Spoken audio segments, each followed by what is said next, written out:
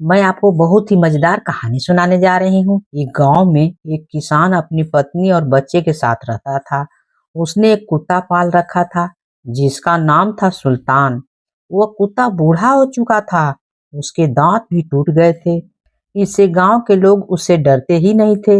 एक दिन सुल्तान घर के दरवाजे के सामने लेटा हुआ था, तो उसने अपने मालिक को कहते हुए सुना, अब यह सुल्तान हमारे किसी काम का नहीं है।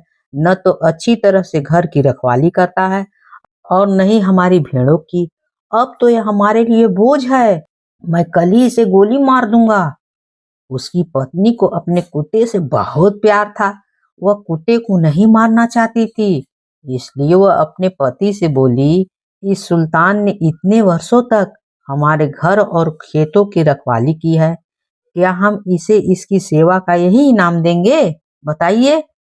ईश्वर ने हमें सब कुछ दिया है, हम इसे 2 वक्त की रोटी तो दे ही सकते हैं। पर किसान अपनी पत्नी की बात से सहमत नहीं था। वह सुल्तान की जगह एक नया कुत्ता लाना चाहता था, इसलिए वह उस कुत्ते से पीछा छुड़ाना चाहता था। तू मूर्ख है, इस कुत्ते से अच्छी तरह से न घर की और न खेत की रखवाली होती है। अब यह हमारे काम का नहीं है। जब यह किसी काम का नहीं, तो इसे बेकार के पालने से क्या लाभ, बताओ। अगर इसने इतने साल हमारी सेवा की, तो हमने भी इसे भरपूर भोजन और मांस इत्यादि देकर इसे प्यार से पाला है। और अब मैं इसे और नहीं पालना चाहता हूँ, समझे? कुत्ते ने अपने मालिक और मालकिन की बातें सुन ली। अब उसे लगा कि कल तक इसका मालिक उसे जरूर गोली मार देगा। मौत से तो सभी को डर लगता है, अतः वहां से वह भागकर अपने दोस्त भालू के पास गया, जो पास के जंगल में रहता था। उसने उसे अपने मालिक की बात बताई और अपने भाग को कोसने लगा। तब उसका मित्र बोला, दोस्त घबराओ नहीं, इस मुसीबत में मैं तेरी सहायता जरूर करूंगा। मेरे दिमाग में एक विचार आया है, अगर तू उस पर अमल करेगा तो तेरी जान बच सकती है। उसने सुल्तान को अपनी योजना बताई। कल सुबह किसान अपनी पत्नी और छोटे बच्चे के साथ खेतों में जाएगा, क्योंकि उसके छोटे बच्चे की देखभाल करने वाला उसके घर में कोई नहीं है। खेत में काम करते समय वह अपने बच्चे को वहीं घास भूसे पर लिटा देगा। उस समय तू उस बच्चे की रखवाली करने बैठ जाना। जब मैं इस बच्चे को उठाने आऊंगा, तब तू भौंक भौंक कर और मुझसे लड़कर मुझे वहां से भगा देना। मैं बच्चे को वहीं छोड़कर जंगल की ओर भाग जाऊंगा। हाँ, इससे तेरा मालिक खुश हो जाएगा और तुझे गोली नहीं मारेगा, समझे? उसे लगेगा कि तू अभी भी भालू जैसे जानवर से उसके बच्चे को बचा सकता है, तो तू अभी भी जंगली जानवर से उसकी और उसके बच्चे की रक्षा कर सकता है। सुल्तान को उसकी योजना बहुत पसंद आई। अगली सुबह जब किसान अपनी पत्नी और बच्चे के साथ खेत के लिए चला गया, तो उसका सुल्तान भी उसके साथ हो लिया।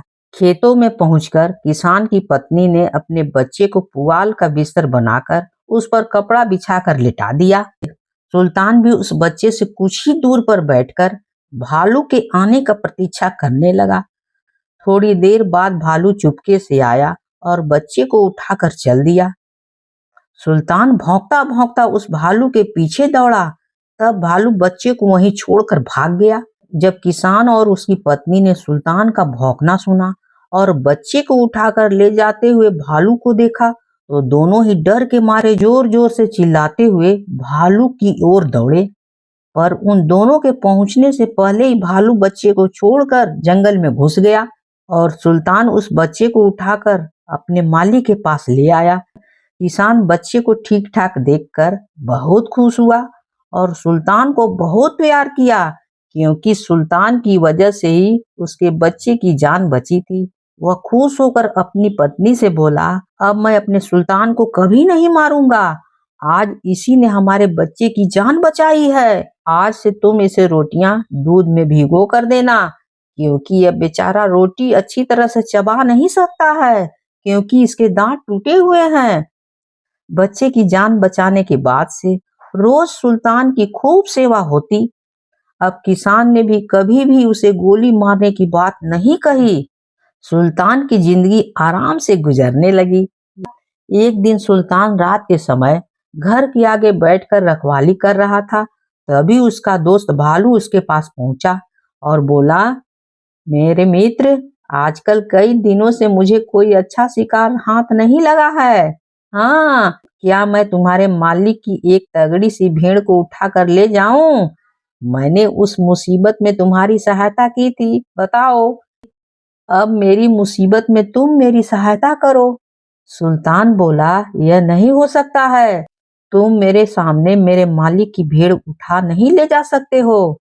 मैं अपने मालिक का नुकसान नहीं होने दूंगा, समझे? भालू ने सोचा कि सुल्तान उससे ऐसे ही कह रहा है। उसने सुल्तान की बात पर कोई ध्यान नहीं दिया। उस रात तो वह चुपचाप वहां से चला गया। पर अगली रात जैसे ही भेड़ों की नजदीक पहुंचा, सुल्तान ने जोर जोर से भौंकना शुरू कर दिया। सुल्तान का भौंकना सुनकर किसान और उसकी पत्नी बाहर आए, तो भालू को अपनी जान बचाकर वहां से भागना पड़ा। भालू को सुल्तान पर बहुत गुस्सा आया। उसने सोचा कि सुल्तान ने उसके साथ गद्दारी की है। अब सुल्तान से इसका बदला लेना ही पड़ेगा, क्योंकि जब तक सुल्तान जिंदा रहेगा वह किसान की भेड़ों को कभी भी नहीं चुराने देगा। कुछ दिन बाद भालू अपने साथ एक और भालू को लेकर अंधेरी रात में किसान के घर पहुंच गया। सुल्तान ने जब भालू को आने की आहट सुनी तो भौंकना शुरू कर दिया। और जब तक उसका मालिक उसका भौंकना सुनकर बाहर निकलता, तब तक दोनों भालुओं ने मिलकर सुल्तान को मार डाला। इस प्रकार वफादार सुल्तान ने अपनी जान दे दी, पर अपने मालिक का नुकसान नहीं होने दिया। अगर कहानी अच्छी लगी हो तो please like share and subscribe तो जरूर ही करिएगा।